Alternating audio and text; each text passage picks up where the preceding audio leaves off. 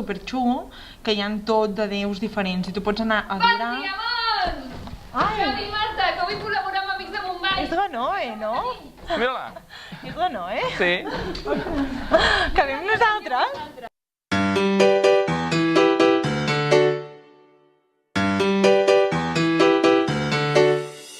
Explica'n què esteu fent, Amics de Montbany, a veure. Bé, Amics de Montbany doncs, és una associació que recolzem a l'ONG del CCDT, que vas conèixer la Sara la setmana passada, i nosaltres des d'aquí a Barcelona recolzem el treball que fan allà, que ells treballen a Montbany, en els barris de barraques, que estan en les comunitats més desafavorides, amb un especial enfoc amb les dones i nens i nenes que estan afectats o infectats amb VIH. Llavors, ells donen educació, formació, tant en salut com a nivell de drets humans, per tal que puguin ser empoderats ells mateixos i siguin ells qui facin el canvi de la societat. Llavors, doncs, aquí Amics de Montbany som un grup de voluntaris i, bueno, quin any vam néixer? Perquè portem ja uns anys, no? I aquí fem diferents tasques. Doncs sí, ens vam fundar l'any 2003, arrel de que la Sara ens va visitar i ens va encoratjar a fer-ho, i tots els fundadors i tots els membres de la Junta durant tots aquests anys últims que hem estat involucrats són persones que vam fer de voluntaris a Montbany, per tant tots coneixem la realitat allà, i després aquí ens vam estructurar per col·laborar amb ells directament en els projectes, tant amb la recaptació de fons com sobretot també amb el programa de voluntaris. I com funciona aquest programa de voluntaris? Doncs bé, cada estiu enviem voluntaris, depenent de l'any hi ha un grup de 4, 6 o 8 persones normalment, perquè ens ajustem amb Montbany i decidim en comú amb quins projectes treballaran més directament i quines visites faran. I són normalment nois o noies universitaris, persones joves, en els que els demanem un any de compromís. Aquest any de compromís és la formació prèvia abans d'anar a l'estada, que són normalment entre 6 i 8 setmanes a l'estiu, i després tot l'any següent per ajudar-nos a fer les entrevistes als nous voluntaris i a formar-los, perquè a banda d'un temari més o menys fixe, ells també expliquin la seva experiència, etc. I ara estem buscant voluntaris. Bien! Comencem... Sí. Exacte, sí.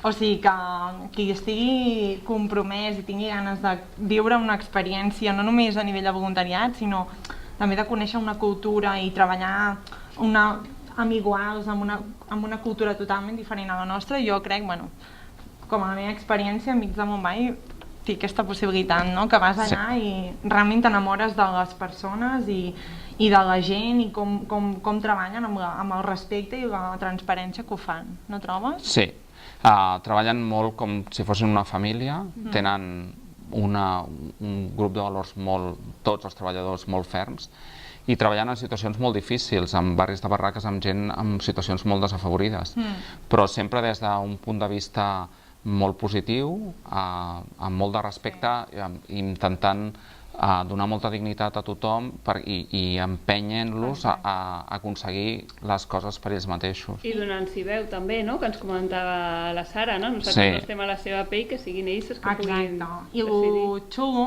jo crec, que és que aquí, Amics de Montbany, des de Barcelona, filem molt prim amb la cultura i la filosofia del CCDT.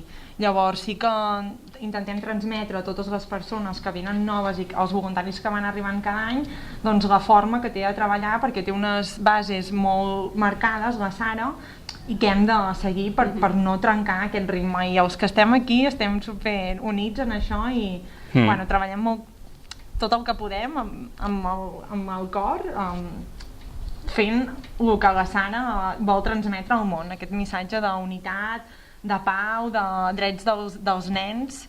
Que fa molta falta avui en dia. I de quina altra manera els guapos i guapes poden col·laborar? Tenim més d'una manera, no? Sí, es podrien apuntar al voluntariat. A banda d'això, tenim socis, a la nostra pàgina web hi ha un formulari per fer donacions i fer-se soci. També hi ha un programa específic respecte a això, perquè un dels programes que té més èxit és l'apadrinament que fem, no en la filosofia d'apadrinament d'un nen com normalment s'ha treballat des d'Occident, però sí que és una donació que sabem que va directament a un nen per pagar-li els estudis d'aquell any, tant si és un nen més petit com si és un nen o un noi o noia que està potser en batxillerat o en un preuniversitari. I això també hi ha més informació a la web. I una altra manera que estaria bé de col·laborar és venir a la nostra trobada anual, que és el Nadal, que aquest any serà el 17 de desembre. 17. I on tothom és benvingut per conèixer-nos més directament, per veure exactament el que fem, per veure els voluntaris d'aquest any, etc. I podem dir que potser tindrem una sorpresa, que hi haurà alguna activitat cultural diferent, encara no sabem què, però serà diferent aquest any, podem dir. Sí, doncs llavors, guapos i guapes, ja sabeu, el 17 de desembre, guardeu ja la data, jo hi seré i trobarem també a la Marta. Xavi, hauràs tornat a la Índia llavors? Sí. Doncs estarem tots allà com una gran família, com diuen ells. Molt bé. Ja sabeu què heu de fer, Hem de donar like. El like, Vinga, youtubers. molts likes. Doneu like, sobretot. Compartiu aquest vídeo, perquè segur que hi ha molta gent que vol viatjar a la Índia però vol conèixer com és la realitat i pot col·laborar amb ells. I subscriviu-vos al canal perquè els anirem seguint, a partir d'ara. Sí. Molts petonets? Molt bé. Gràcies, petons.